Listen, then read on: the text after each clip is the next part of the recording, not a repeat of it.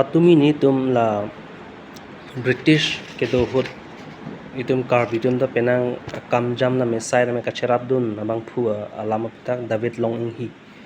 aso lama ta itum review kuri lo reader lip lo la pen la kitab ta ni tulong do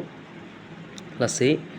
tumi tum scholars university tum sabso research kuri lo lang lo angke penang hormulong lo itum alang le penang ke la British ke do bom hot penang kacherap thedung do pasi alang li lam akai lamu bothak na itum che than timum lo la ako koson si ke tok thui ma ke la kon se kacherap do ma la hai lo importance la lo itum kar bitun na British do penang itum kam klem nun lo la si mesen alam lo asa alang li lama bothak ko pipi ko son ma kachini tum dolang mene atum pachini bani tum bor ilo ni ge ma lo bote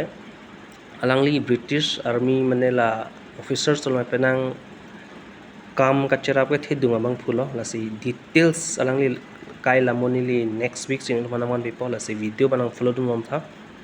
pini ba podure chat la si video banang follow dum mom ni li details ang than po la David Long hi chot kare lo ni li penang la British do bom hot ko son itum kar bitum ka cherap do ma ko PSI se claim ma la ta mini ni rita lip po la si nang paklang to po la si video bang live tha